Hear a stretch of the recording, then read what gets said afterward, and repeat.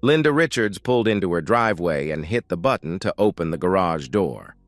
She pulled inside, as she always did, and noticed that her husband's truck wasn't in the garage.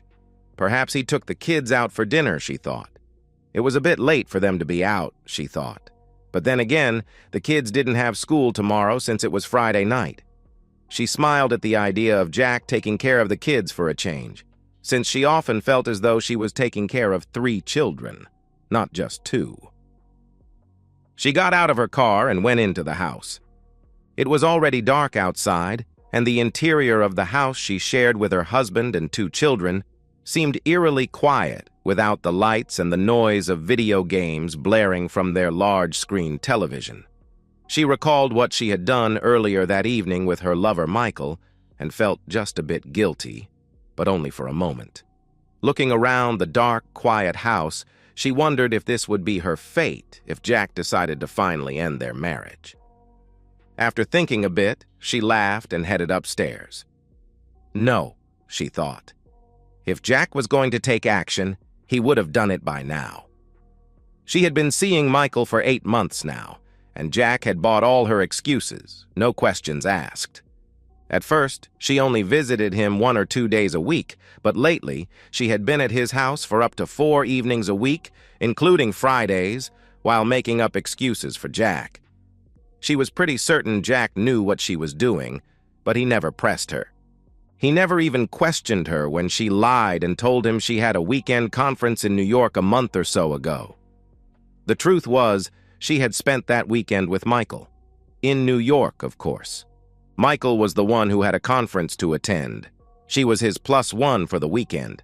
And now, they were planning to spend a whole week on a cruise together. They just needed to find an excuse that Jack would accept. Once upstairs, she undressed and slipped into the shower. She wanted to be as fresh as possible for her husband when he came back with the kids. Michael had deposited quite a lot of inside her, and she wanted to be clean for Jack, just in case he wanted to fool around. Of course, he hadn't made any advances toward her lately, so she didn't expect he would tonight. Still, she thought, one never knows. She slid under the covers and fell asleep quickly, her vagina still tingling from the workout Michael had given her earlier. The next morning, she awoke, expecting to see her husband next to her. But he wasn't there, and his side of the bed didn't look like it had been disturbed. She listened, but didn't hear anything else in the house. Maybe they're outside, she thought. She got up, threw on a robe, and looked around the house, but there was nothing to indicate they were there. She looked outside, thinking maybe they were doing yard work, but there was nothing. She ran around the house, calling out for them, but there was no answer. Frantic, she looked in the garage, but Jack's truck was still gone. She ran back upstairs and looked in the closet. All of Jack's clothes and toiletries were gone. She ran into the kids' bedrooms and saw their things were missing as well. Had he finally left? She pulled out her phone and tried calling Jack, but got a message saying the number she called was no longer in service. "Oh, God, no!" she cried. She called his parents in Southern California, hoping they might know what happened. "Mom, it's me, Linda," she said when Jack's mother answered the phone. "Have you heard from Jack or the kids lately?" "No, I haven't, Linda," Lorraine, Jack's mother, said. "Is everything all right?" "No," Linda said. "I got home late last night and they were gone. I figured he took them out to dinner, but they didn't come back home. I tried calling Jack, but I got a message saying his number is no longer in service." "I don't know what to tell you," Lorraine said. "Maybe you should call the police and report them missing." "I'll do that, thanks," she said. When she ended the call, she went into the kitchen to get a cup of coffee. That's when she saw it. An envelope sitting next to the coffee pot. Jack's ring was sitting on top of the envelope. Scared, she opened the envelope and pulled out a sheet of paper, a typed note from Jack. She sat down with a cup of coffee and read the note. "Linda," the note began, "in case you haven't figured it out yet, I'm gone. The kids are with me and they're fine. It's quite apparent to me that you forgot Friday was our 15th wedding anniversary. Of course, you chose to spend it with Michael Freeman instead of me, but I'm really not surprised. It's not the first time you've missed an important family date. Last month, you apparently forgot that it was Jason's 13th birthday. I told him you were busy with work and couldn't get away. Of course, I know that you were really in Freeman's bed. You did the same thing with Allison's birthday 3 months ago. She was heartbroken to learn that you put your lover over her. And you remember when Jason got hurt playing football at school 2 months ago? That's right. You couldn't be bothered to look after him because you were off with Freeman. The school told me they tried to reach you but were told you were in a meeting. Imagine my surprise when the private investigator told me that you and Freeman were actually doing the horizontal mambo at the Hilton that afternoon. Yes, I've known about your ongoing affair with Freeman for a while now, and the kids know as well. I also know about that alleged conference you went to in New York, and I know about the cruise you and Freeman plan to take later this year. Don't worry, you won't need to lie to me about it anymore. Since you've decided that Freeman is more important than your family, I decided to take matters into my own hands. I had hoped you would have ended it with him and come back to being my wife and the mother of our children again. Perhaps we could have worked things out, but you chose not to. You've basically been gone for the last several months, so now it's my turn. I'm gone. For good. And since you don't seem to care about the children, they're gone as well and will be staying with me. You will be served with divorce papers sometime early next week at your place of work. Yes, I am filing on grounds of adultery, since that is allowed in this state.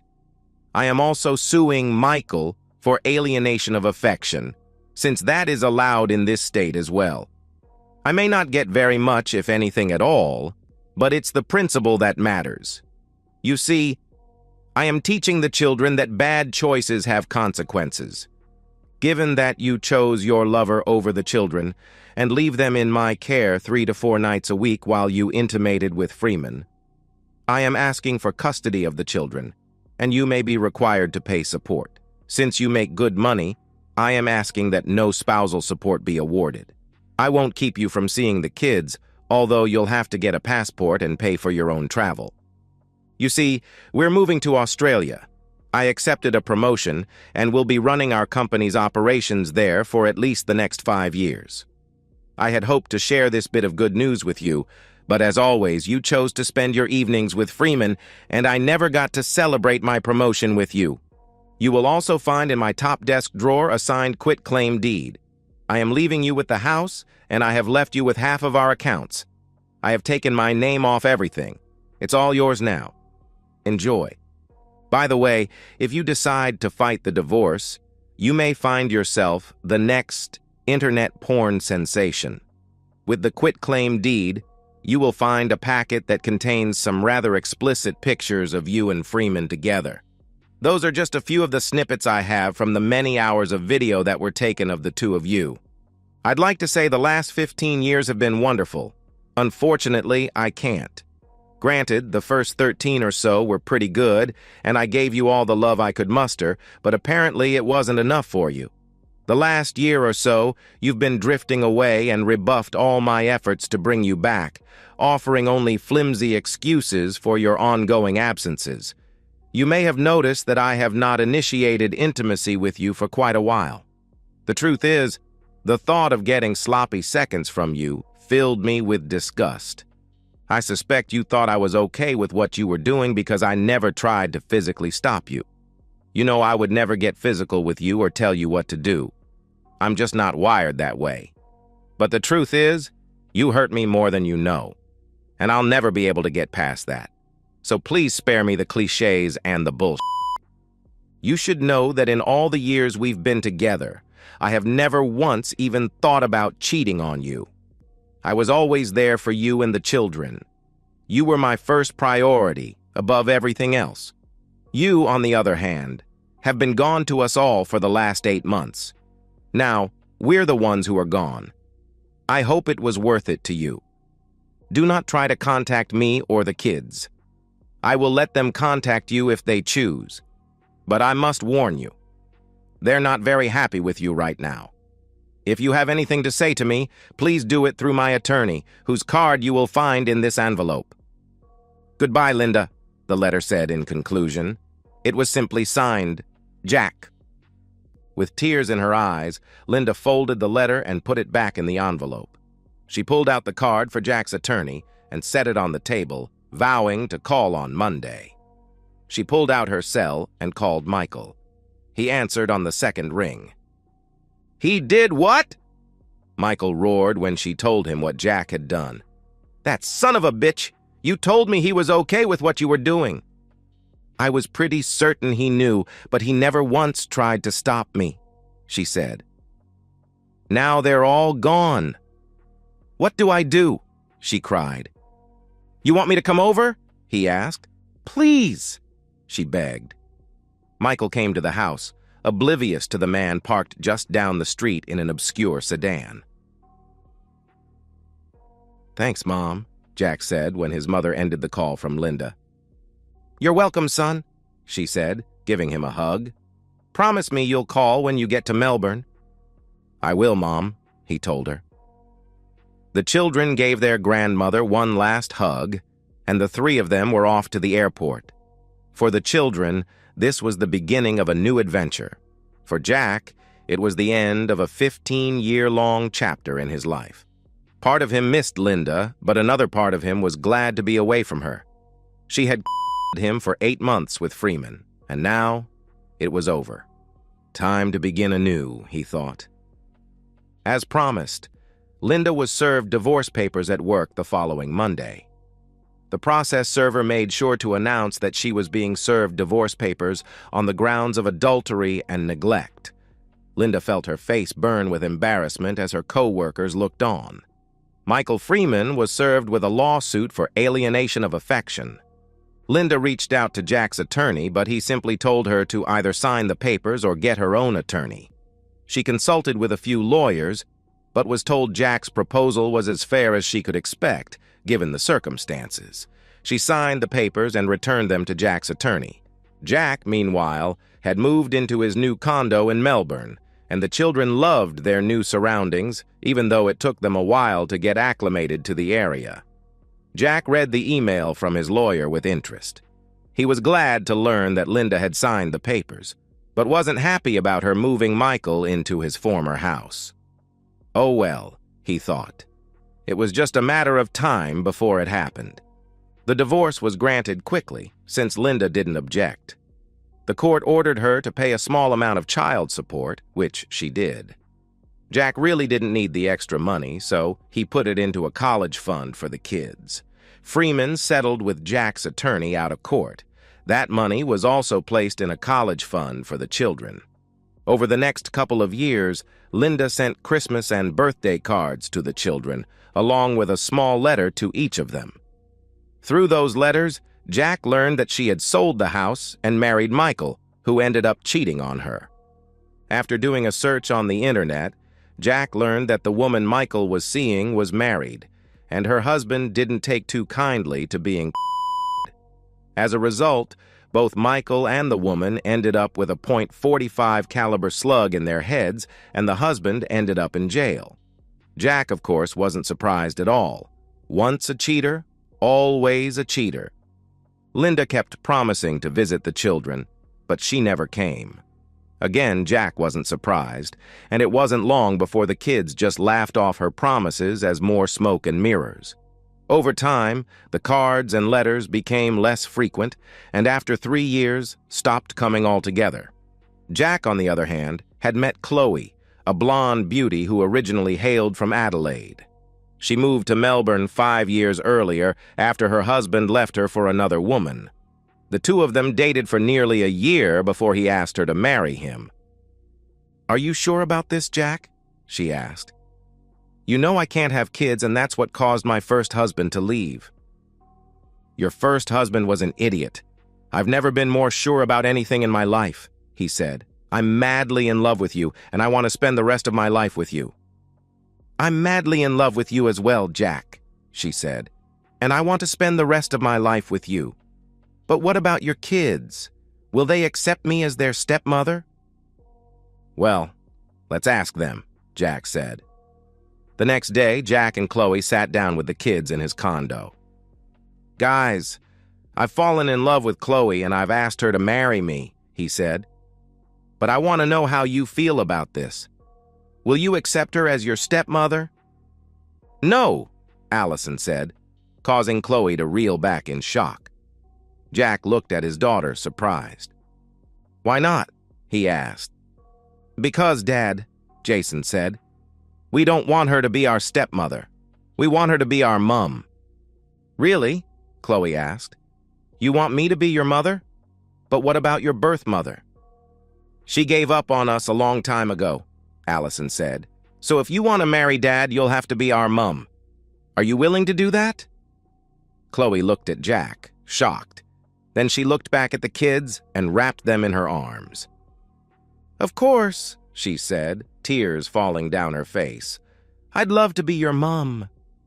A couple of months later, Jack and Chloe were married in a small outdoor ceremony. Allison stood as Chloe's maid of honor, and Jason was Jack's best man. At the end of 5 years, they all came back to the States for a short visit. Jason had been accepted to the Air Force Academy, so they decided to take him there after a quick stop in Southern California, where Jack introduced Chloe to his parents. From there, they flew to Denver, where Jack was to meet with his boss and the board of directors before going back to Australia. After they checked into the hotel, they headed to the elevator, but stopped when Jack heard a familiar voice. "Jack, is that really you?" he heard a woman ask. Jack looked and saw his ex-wife, Linda, coming toward them. She looked as though she had aged 20 years since the last time he saw her. She was thin and her hair showed streaks of gray. "Linda?" he asked. "Yes, it's me," she said. "Who are these people? Aren't you going to introduce me?" she asked, pointing at Chloe and the kids. "You don't even recognize your own children?" Jack asked. "The ones you haven't so much as said hello to in the last couple of years?" "Oh my God," she said, shocked. "You've grown so much, and you look so healthy. Well, who is this young lady?" she asked, pointing to Chloe. Jack couldn't help but smile. "This is our mum," Jason proudly said, a slight Australian accent in his voice. "Her name is Chloe," Allison added. "She's our mother now." Linda stepped back, shocked. "Your mother?" Linda asked. "But I'm your mother." "No," Jason said. "You gave birth to us, but you quit being our mother a long time ago. About the same time you quit being Dad's wife." Linda looked like she was about to collapse, and an older man in a suit came up to her. "Linda, are you all right?" he asked. She shook her head, tears falling down her cheeks. The man steadied her and helped her sit down, then looked at Jack, Chloe, and the kids. "Who are you people?" he asked. "What did you do to her?" "We're just passing through," Jack said. "All we did was remind her of what she once had but threw away. And who are you?" "Carl Williams," he said, extending a hand. "Linda's fiancé."